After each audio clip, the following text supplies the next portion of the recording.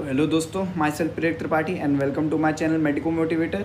Sorry for the late video, लेकिन मैं जून के एंड तक पूरा का पूरा सिलेबस ख़त्म करके अपलोड कर दूंगा। ठीक है, तो चलिए हम इस वीडियो को शुरू करते हैं। तो पिछली वीडियोस में हमने बात की थी थोड़ा सा पार्शियल डिफरेंशिएशन के बारे में, तो उसी के बारे में एक और चीज़ थोड़ा सा जान लेते हैं ताकि हम एक और कॉन्सेप्ट को समझ सकें। ठीक है, तो जैसे अगर हम लोग को पोटेंशियल एनर्जी की इक्वेशन दे रखी है x² + yx + yz, तो हम लोग फोर्स कैसे निकालेंगे। तो यहाँ पे हमें पार्शियल डिफरेंशिएशन करना पड़ेगा। तो Fx जो हमारा होगा वो होगा del u by del x minus में। ठीक है, इसी तरह हम लोग y और z लिखेंगे। तो डेल u बाई डेल में क्या करना होता है, हमको एक को केवल मानना होता है, जो हमारा एक्सिस दे रखा है उसको हम वेरिएबल मानेंगे, बाकी सब चीज़ों को कांस्टेंट मानेंगे। तो उसका अगर हम लोग करेंगे तो यहाँ पे आ जाएगा हमारा -2x - y।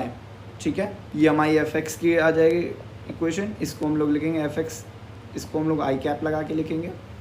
फिर हम लोग का Fy होगा, तो हम लोग केवल y को मानेंगे, बाकी चीज़ों को कांस्टेंट मानेंगे। So this will be -x और -z। ठीक है, ये हो जाएगा हमारा j कैप। हम लोग z के लिए जब लिखेंगे तो Fz की वैल्यू लिखेंगे, केवल z को वेरिएबल मानेंगे, बाकी सब चीज़ों को कांस्टेंट मानेंगे। तो इसका आंसर क्या हो जाएगा, -yk कैप। ठीक है, इस तरह से हम लोग फोर्स लिखेंगे। ठीक, अब हम लोग को बात करनी होती है इक्विलिब्रियम की। ठीक है, पार्टिकल के इक्विलिब्रियम की बात कर रहे हैं। जब लोग एक रिजिड बॉडी के इक्विलिब्रियम की बात करेंगे तो हम लोग रोटेशन मोशन में पढ़ेंगे। पार्टिकल का इक्विलिब्रियम क्या होता है, उसमें रहना चाहिए नेट फोर्स 0 होना चाहिए। ठीक है, ये हम लोगों ने पहले भी पढ़ा था लॉज ऑफ मोशन में। और अगर हम लोग एक्सटर्नल कोई फोर्स नहीं अप्लाई कर रहे हैं, ठीक है, तो हम लोग उसका इक्विलिब्रियम 0 लिखते हैं। तो उस केस में हम लोग के 3 केसेस बनते हैं। ठीक है, कि मान लो बॉडी ऐसे रखी हो, एक हाइट पे रखी हो। ठीक है, मान लो बॉडी नीचे रखी हो, या फिर बॉडी एक प्लेन पे रखी हो। ठीक है, तीनों ही कंडीशन में क्या हो रहा होगा, फोर्स जो हमारा इस पर 0 लग रहा होगा और पोटेंशियल एनर्जी का चेंज भी 0 है। ठीक है, तो यहाँ पर क्या है, ये इस वाले हम कंडीशन बोलते हैं अनस्टेबल इक्विलिब्रियम, क्योंकि अगर हमने इधर किसी को इसको इधर उधर धक्का देंगे तो ये गिर जाएगा और पूरा चला जाएगा। इसको हम बोलते हैं स्टेबल इक्विलिब्रियम, कि हम लोग इसको धक्का देंगे तो ये वापस अपनी पोजीशन रीगेन करने की कोशिश करेगा। और यहाँ पर ये जो है, इसको हम लोग बोलते हैं, ये न्यूट्रल इक्विलिब्रियम है। न्यूट्रल इक्विलिब्रियम में क्या होता है, अगर हम लोग धक्का देंगे तो ना वो मतलब उस टेंडेंसी पे बढ़ने की ज़्यादा कोशिश करेगी, बस एक यूनिफॉर्म मोशन चालू कर देगा। ठीक है, तो ये हमारे हो गए इक्विलिब्रियम। तो स्टेबल इक्विलिब्रियम की कंडीशन क्या होती है कि du/dx, ठीक है, ये तो पहले 0 होना चाहिए। ठीक, और हमारा पोटेंशियल एनर्जी, अगर हमारा पोटेंशियल एनर्जी पॉजिटिव का डबल डिफरेंशिएशन पॉजिटिव हुआ, इसका मतलब क्या है, पोटेंशियल एनर्जी मिनिमम है। ठीक, पोटेंशियल एनर्जी यहाँ मिनिमम है, वहाँ पर उसकी स्टेबिलिटी ज़्यादा है, क्योंकि पोटेंशियल हर पार्टिकल क्या चाहता है, वो कम से कम पोटेंशियल एनर्जी में रहे ताकि वो स्टेबल हो सके। तो जहाँ पर पोटेंशियल एनर्जी मिनिमम होगी, यानी कि ये वाली कंडीशन फुलफिल होगी, वहाँ पर हमारा स्टेबल इक्विलिब्रियम होगा, जैसे कि इस वाले कंडीशन में। ठीक है, जब हमारा डबल डिफरेंशिएशन जो हमारा है इसका पोटेंशियल एनर्जी का, जब इसकी वैल्यू निगेटिव होगी तब क्या होगा, या अनस्टेबल इक्विलिब्रियम होगा, क्योंकि वहाँ पे मैक्सिमम वैल्यू होगी हमारी पोटेंशियल एनर्जी की। फिर स्टेबल जो हमारा न्यूट्रल इक्विलिब्रियम है, इसमें डबल डिफरेंशिएशन की भी वैल्यू 0 आ रही होगी, क्योंकि ये कांस्टेंट चल रहा होगा। तो इस तरह से हम लोग इक्विलिब्रियम्स को डिफाइन करते हैं। अब हम लोग आगे बात करने जा रहे हैं एक बहुत ही इंपॉर्टेंट टॉपिक की, जिसको हम लोग कहते हैं कोलिजन। कोलिजन में क्या होता है, कोलिजन को हम लोग 3 टाइप से, मतलब बेसिकली 4 टाइप से डिवाइड कर सकते हैं। एक है इलास्टिक, एक है इनइलास्टिक, एक है परफेक्टली इनइलास्टिक, एक है सुपर इलास्टिक। ठीक है, इनइलास्टिक को हम लोग सेमी इनइलास्टिक भी लिखा करते कभी कभी, समझाने के लिए कि परफेक्टली इनइलास्टिक नहीं है।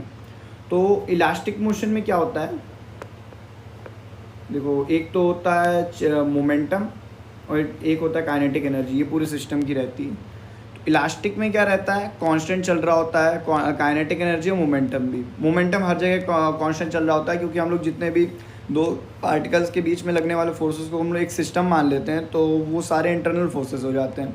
और थर्ड लॉ से हम लोग का एक्सटेंडेड फॉर्म जो होता है law of conservation of momentum, उससे वो चीज़ बराबर रहती है। ठीक है, इलास्टिक में क्या होता है, काइनेटिक एनर्जी कांस्टेंट रहती है। ठीक है, इन इलास्टिक में क्या होता है, काइनेटिक एनर्जी डिक्रीज करती है।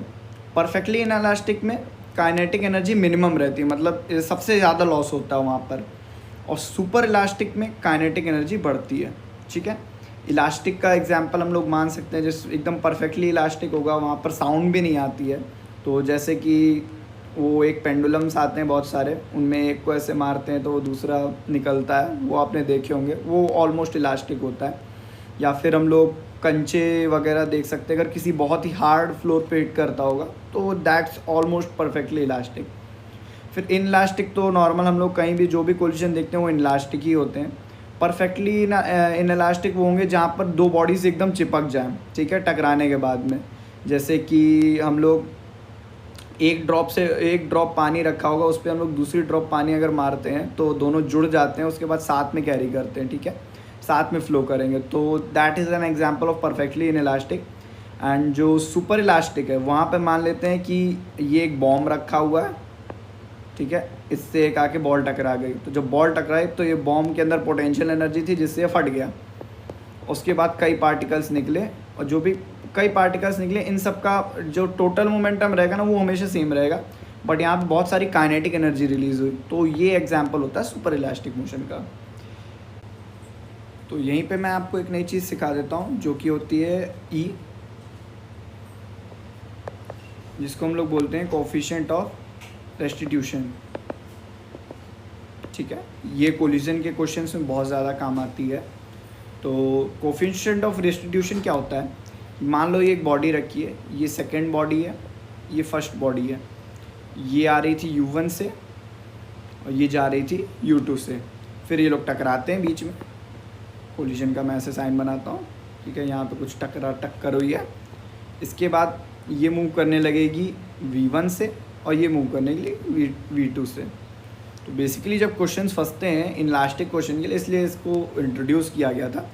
तो ये क्या कहती है, V2 माइनस V1 अपॉन में U1 माइनस U2, इसको डिफाइन करते हैं हम लोग कोफिशिएंट ऑफ रेस्टिट्यूशन को। ठीक है, relative velocity after collision upon में रिलेटिव मोशन बिफोर कोलिजन, और इसका केवल इसका मैग्नीट्यूड लेना होता है बेसिकली, इसलिए ये उल्टा हो जाता है। क्योंकि अगर U1 इज़ नॉट ग्रेट, अगर U1 अगर बड़ी नहीं होगी U2 से तो क्या होगा, कोलिजन ही नहीं हो पाएगा। और V2 अगर ज़्यादा नहीं होगा V1 से तो फिर आगे वो लोग बढ़ नहीं पा रहे होंगे। तो बेसिकली क्या है, रिलेटिव मोशंस का मॉड्यूलस फंक्शन हम लोग लेते हैं, और जो भी जो वैल्यू आती है उसका निगेटिव हटा के हम लोग सॉल्व करते हैं। ठीक है, तो ये जो दिए रखे थे इन्हीं में मैं बता देता हूँ कोफिशिएंट,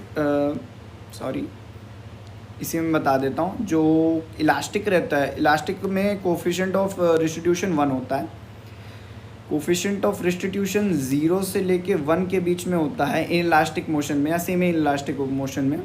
परफेक्टली में ई की वैल्यू होती है हमारी 0, और सुपर में हमारी ई की वैल्यू होती है मोर देन 1। ठीक है, अब क्या रहता है, कोई भी कोलिजन का क्वेश्चन सॉल्व करना रहता है तो उसमें दो बेसिक इक्वेशन चल रहे होते हैं। लाइक लीनियर में जब हम लोग टकरा रहे होते हैं तो जो मैंने कंडीशन बताई उसी रहती है। तो उस इनिशियल मोमेंटम और फाइनल मोमेंटम हमेशा कंजर्व रहता है। M1 U1 plus M2 U2 equals to M1 V1 plus M2 V2। ठीक है, ये बेसिक इक्वेशन है हमारी कंजर्वेशन ऑफ मोमेंटम की।